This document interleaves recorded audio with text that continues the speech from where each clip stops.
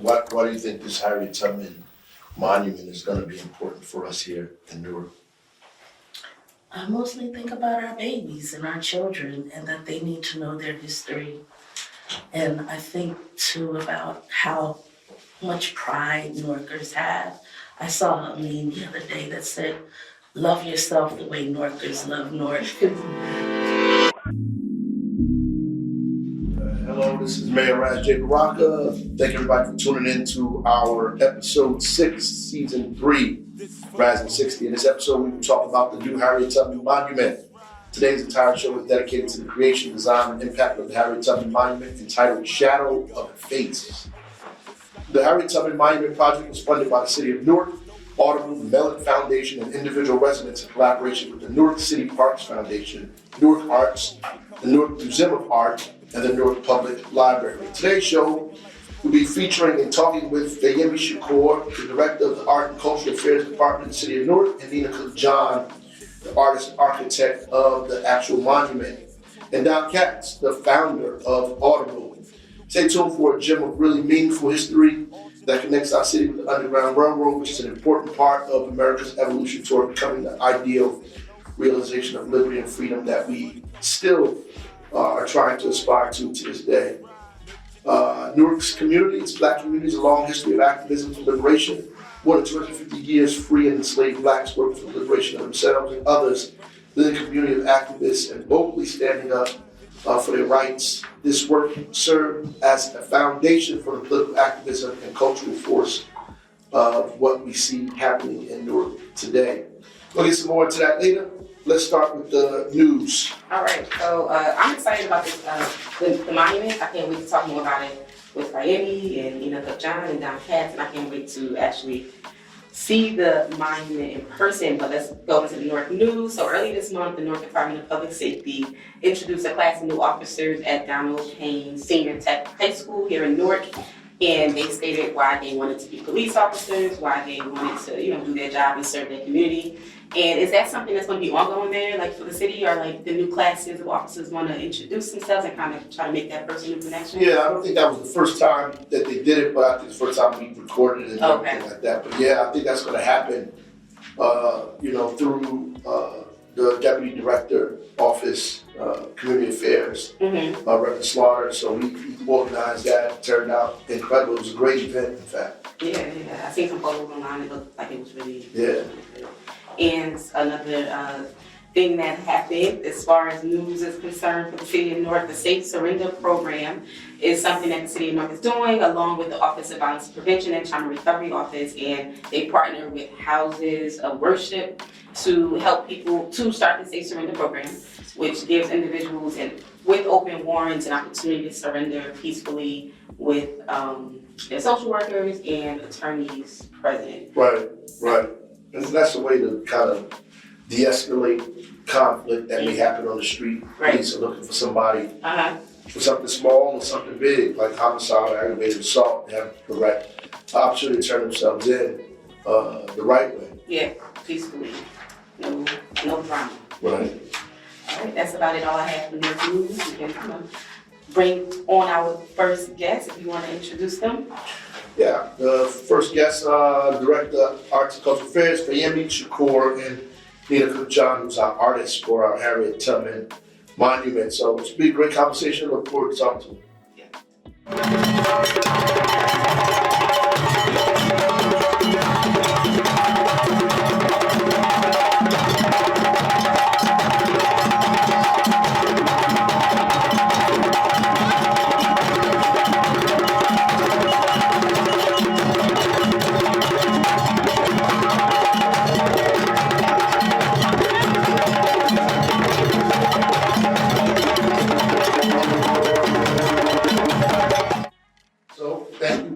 for joining us on our podcast, Raz and 60. Appreciate you, the work both of you are doing in the cities. Want to jump right in, family. Want to talk a little bit about art as power, as voice, and why we think that's important here in the city of Newark, particularly around all the things that are going on around the country where they're banning Black history and studies. How is art important in that space? I've been thinking about this a lot, and I went back to 2020 when we painted those street murals. And some people were saying, you know, it was just a symbol and it didn't really affect anything and it was a waste of time.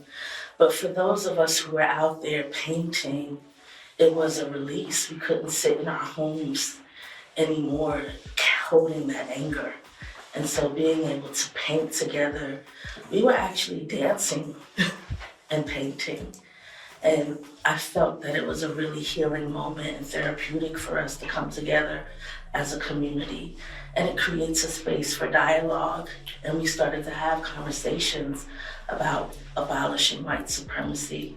And so now I feel like we're in a similar moment where we have to talk about the importance of Black history, not just for African Americans, but for all of us in the diaspora and all people, period. Yeah.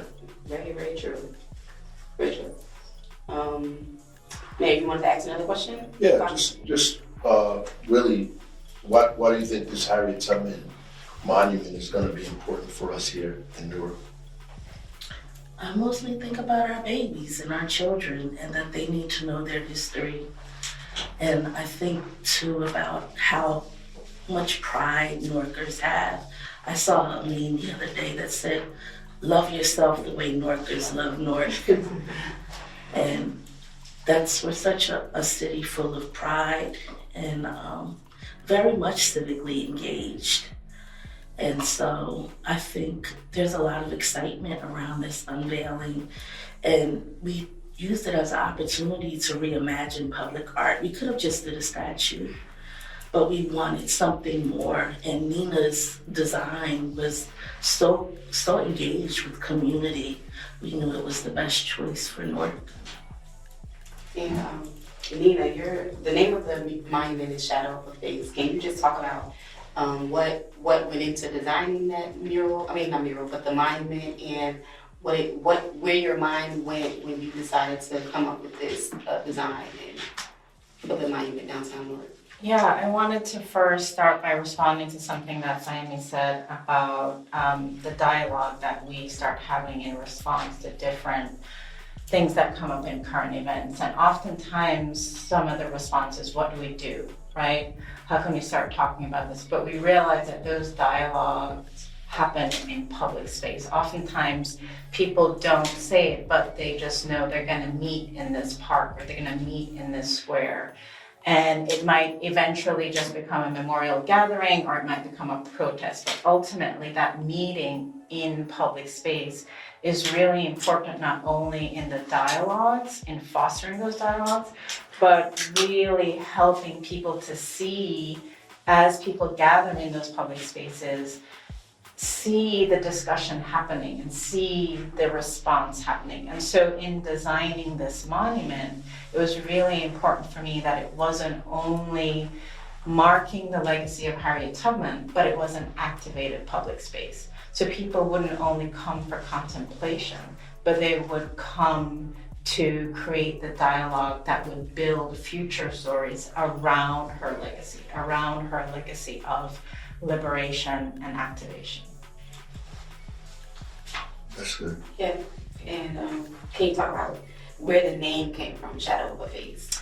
So there's a Hayden poem called Renegade, Renegade, and there's one stanza in the poem, and he's essentially talking about the fugitive enslaved as they were self-liberating and what happens when you're running through the woods and you're hiding and you hear the hoots or the fake hoots of the owls indicating the codes that would be passed in the woods. And there's one stanza that mentions shadow of a face. So this idea that also comes out in the monument, Harriet Tubman's face kind of emerges from the wall. So you can imagine as you're kind of running through the woods, whether you're coming from North Carolina, South Carolina, heading ultimately to Canada because the northern states weren't safe either, that, you know, faces might have emerged to help you get to the next spot. And so that's where the inspiration for the name came from. Maybe one of That's. And what inspired some of the choices that you came up with when you were putting that together?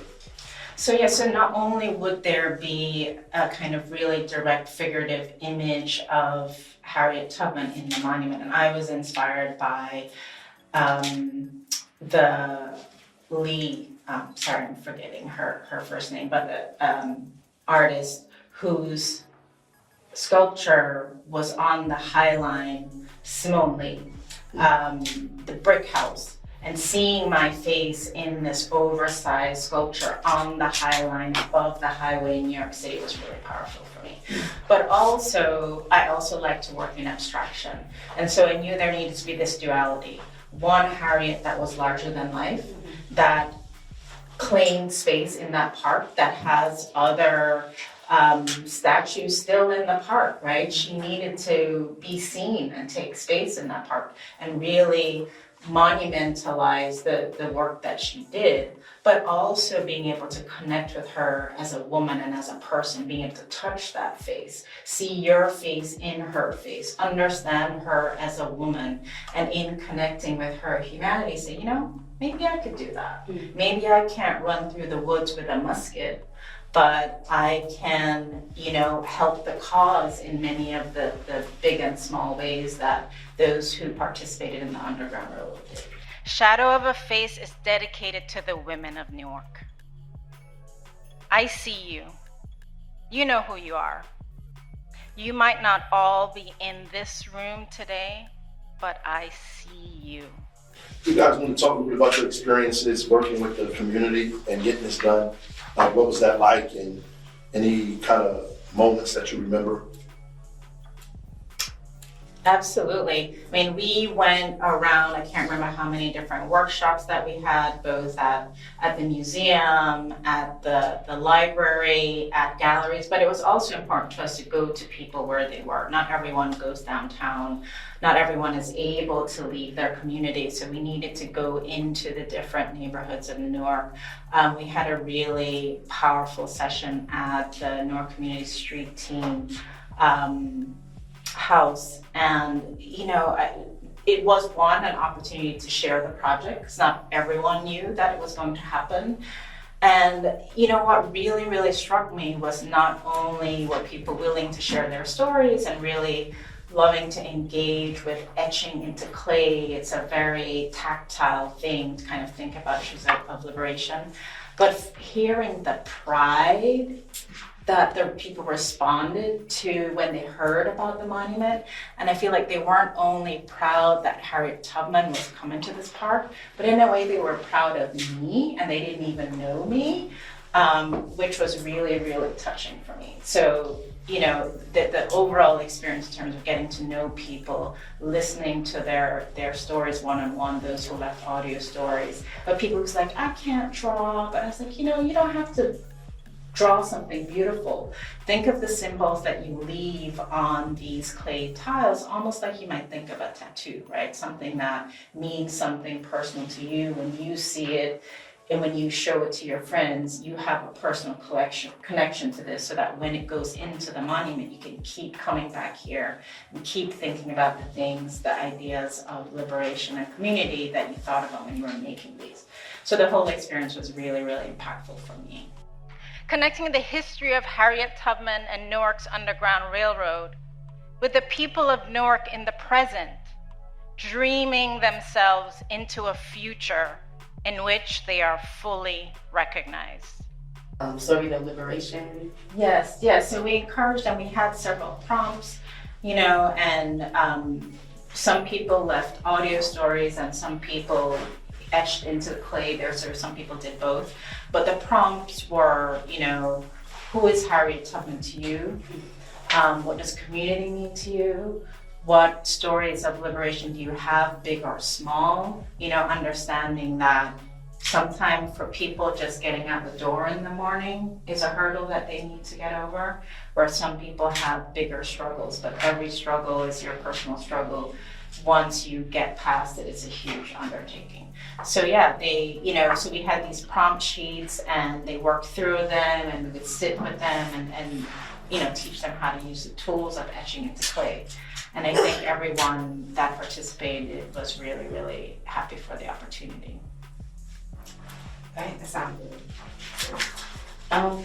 Mayumi, can you explain the interactive part of the mural? I mean, not mural, I keep calling it mural, the monument. And can you talk about why you think it's important for like parents to bring their kids here, or people who may be not from New Jersey probably come visit this mural, or people who maybe live in South Jersey to probably make a stop in Newark to come look at this mural, take a photo, or just interact with it? Why do you think that's important? Mm-hmm. We were able to commission local historians to really do the research about the history of Black people in Newark during slavery and learn so much.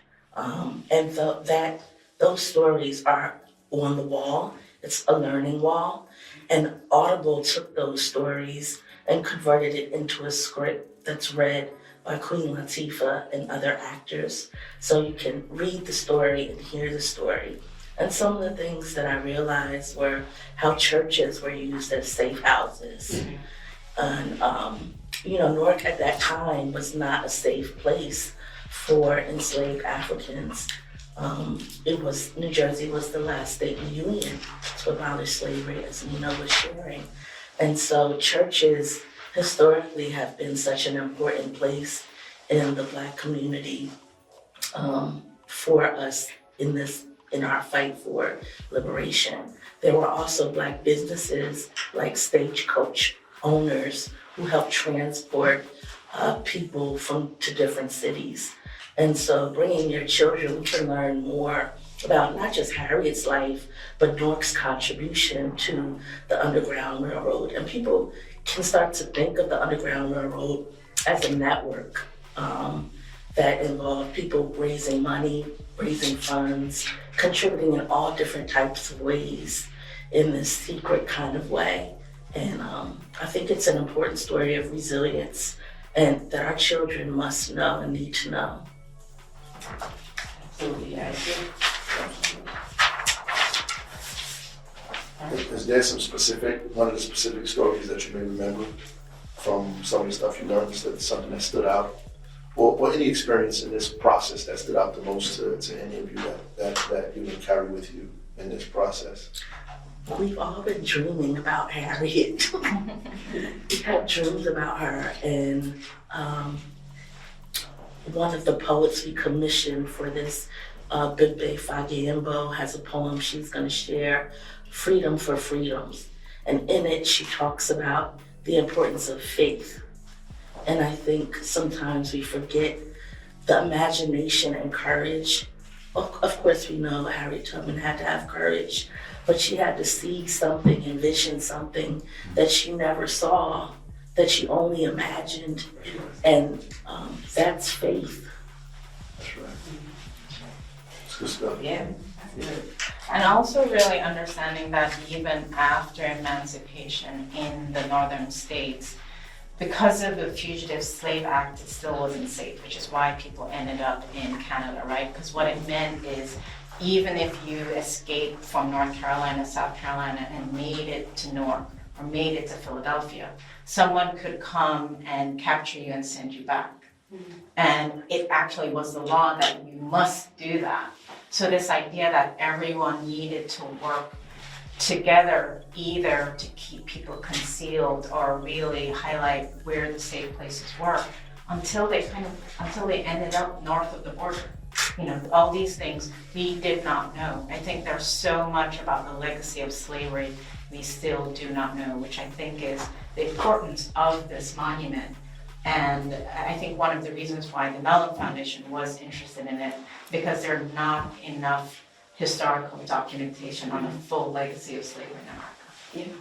Yeah, I agree with that. I think, especially I feel like in middle, elementary school, students, they don't really explain what you just explained, right? That they had to travel, beyond the northern states. You hear a lot, that's where the story normally ends. They don't know that they had to go up to Canada. They had to leave the country in order to be safe, so.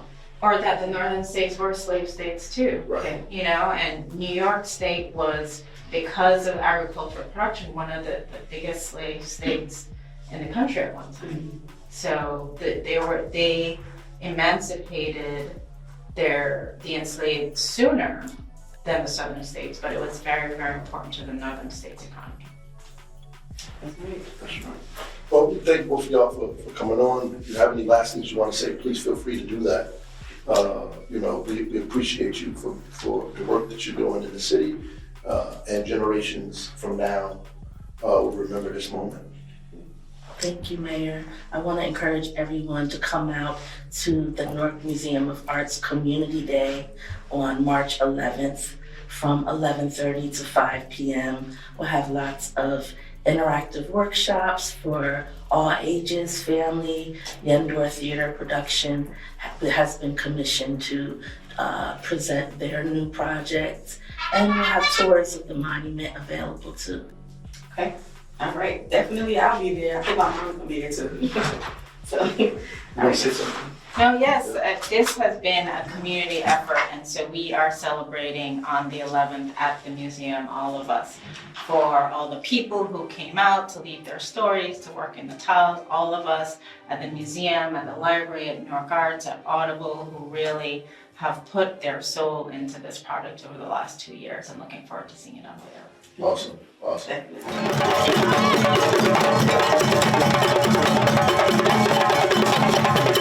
Yeah, as we mentioned in our conversation with Fayemi and Nina, the monument will be an interactive one, and there's an audio component where Queen Latifah's voice will be narrating some of the script, and that was put together and organized and developed by Audible. So today we have the founder of Audible with us today, Don Katz. They were responsible for producing this audio component, and we're glad to have Mr. Katz on with us today. All right, welcome to Rising 60. Second part, we have with us founder of Audible, Don Katz. Talk to us about the monument a little bit. So just want to jump right in. We introduced you already, so we're ready to roll. Just want you to talk a little bit about the audio experience at the monument. Now, I believe it's narrated by Queen Latifah. Just what can we expect to hear? Great. So, first of all, this is an important public space in Newark, and Audible's a virtual company in many ways. We're serving tens of millions of people around the world. But this is our hometown. This is our place. Newark is our physical presence. Mayor, it's been 16 years since we moved in as of 2 days ago, and came here, as people may know, without any incentives, no government gives. We came here because we wanted to be part of Newark across its unbelievable cultural history, its invention history, its important role as this monument, says in the history of frankly, liberation and oppression, which this story tells. So the idea of being part of the monument was easy for us, and also it's our front porch. I mean, we came here with 120 people. We had 2 floors in the big red building. People see One Washington, share with Rutgers, and a lot of dreams to serve tens of millions of people. We were pretty small then, and we've grown to 1,700 jobs, and we came here with this idea that work, live, play, and serve, in Newark. So, I still try to talk to founders of other companies about coming into a city like Newark is one of the best things you can do, to create a culture that has meaning beyond making money.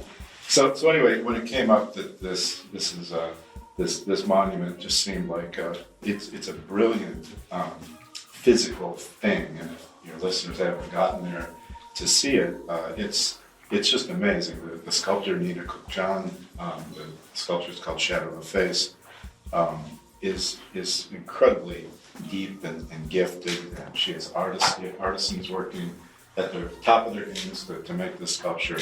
And it was kind of easy for us to respond to, creating audio that would, teach and make the monument, something better and or even richer as an experience that people, I hope, get off the train to come see, that they come from the neighborhoods and they really experience this special thing.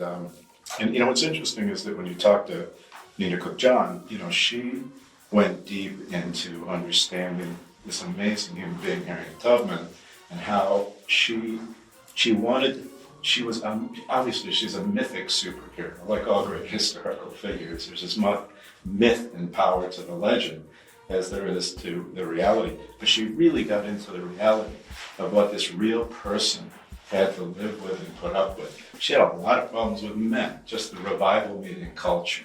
She had a lot of problems with money and finances to do what she wanted to do. And there was nothing beneath her in her real life that she wouldn't do to create the world. She didn't accept the world. She didn't accept it as it was.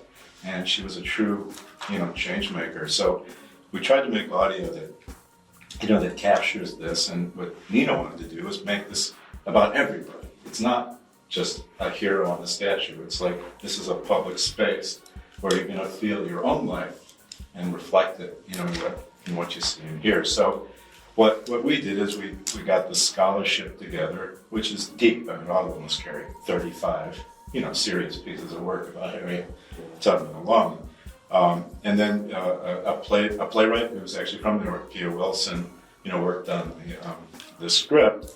And then we proceeded to get Queen Latifah for the bass piece, who's an amazing person, amazing ally, and working with her and Shakim Compere, who's from New York, who's her partner, has just been a thrill. But we also have the voices of 5 different Black audiobook narrators. I mean, one of the best things about Audible is we created this category that employs a huge number of working actors all over the place. And these folks, between the 5 of them, they've done 477 different audiobooks that you can get on Audible, and all, people who, and they tell stories that it's going to play off the monument. Mm-hmm. And it's pretty sophisticated because our texts have a, listening algorithm, so that when a train goes by and things like that, it kind of goes down and up. And it's got some cool tech characteristics. So is it ongoing? The audio is ongoing? Yeah, it's going to be available there. It plays off the monument. You can put QR codes with your phone and get it. And it's also something that we can also, because it's virtual, we can build upon. Make it kind of flexible as to how it sounds. So you can change it in the future if you wanted to. Yeah. And and the truth is, some of the history of Newark is so rich, and we're talking 3.5 centuries really of frankly, white and Black people dealing with the abolitionist movement and the issues of this country's problematic history, and it's really dense, and there's hundreds and hundreds of heroic people who are Newark based on all different flavors over time. And I think it kind of focuses more on the historical context. It definitely does, but the mayor and I talk often about the 20th century history of Newark's liberation movements is a whole nother chapter. I mean, what the role of this city in the modern civil rights movement, and the character of what the rebellion was really about, and the fact that some of the most progressive and even radical civil rights leaders felt really at home here, when they probably didn't in other cities, and that's a really important part of the history too. Absolutely. So with the audio piece of this monument, people can download it. Like if they're not at the monument, can they listen to it at home? How can people access it beyond? Yeah, people will be able to access it at home, and the truth is, though, it is really mostly designed to be played for students and visitors in a way that is right there inside a physical experience, and that's fine. That happens. We have a theater in New York called the Manhattan Theater, and there is a theatrical experience that being in the place is really part of it. Right. And we can do that too, but I think that clearly, I mean, look, our audio. This is not hard for us. This is what we do. I mean, we make an amazing amount. So it's easy for you to put the investment in that. I know a lot of people might quote a lot of grief for investing in this thing, but I mean, is that true? Well, why do you think it's I don't know why that would be, unless they're just, I don't know, so risk averse to anything negative that's in the political discourse, which of course you got to deal with every day. But No, this was easy. Let's face it, too. We're here also to, to be part of the deep leadership that you mayor have represented, and as you know, we've tried to support this, and we've tried to, any things that you want to do. And look, honestly, I think this is part of something that needs to happen, and we need to acknowledge that the corporate abandonment of the downtown during COVID is a real negative for the amazing, economic equity-based comeback that, we've came here to be a part of. And, Audible's part of it too. And I'm hoping, since it's right in our front yard, it's another reason that even our people reconsider the idea that, virtual work, which might be convenient to people, but it is not good for a city where we spend so much time trying to really focus on redistributable wealth and some of the core issues that have made things unfair for many of the people in New York, and frankly for other cities in New Jersey's quality of life for people of color. Yeah. All right. May you have any other questions? Oh, I mean, you basically touched on everything. Yeah. I want to say one more thing. Go ahead. Part of my pride,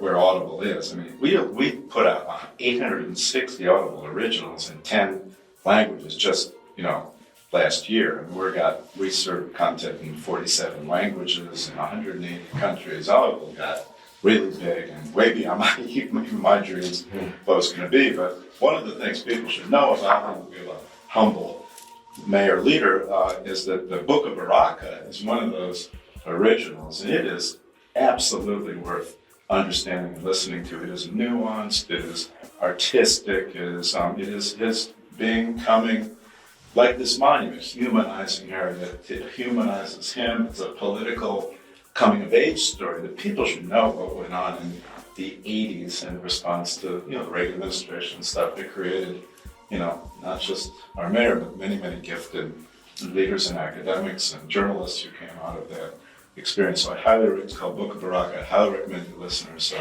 check it out on Audible. Absolutely. We appreciate it, man. We're looking forward to the unveiling. Yeah. I think this is going to be incredible, with Audible and the incredible work me and John did. I mean, it's just amazing collaboration there.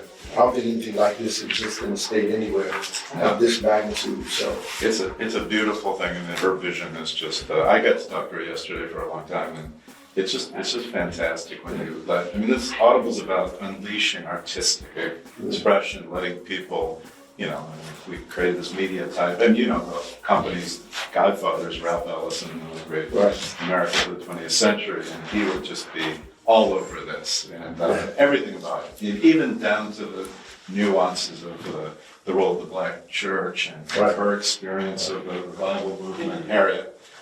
There's so much going on here that's exciting for us. Yeah, absolutely. Thank you for being on the show, and we appreciate you. Thank you. Great. 5, 4, 3, 2, 1.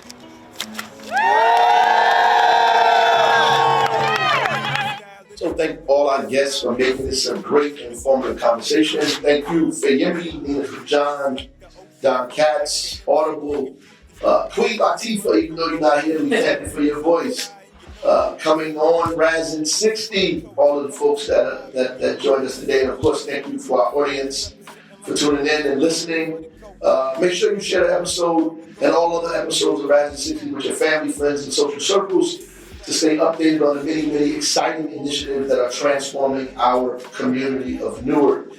And remember, I had reasoned this out in my mind. There was one of two things: I had a right to liberty or death. If I could not have one, I would have the other. Harriet Tubman. Godspeed.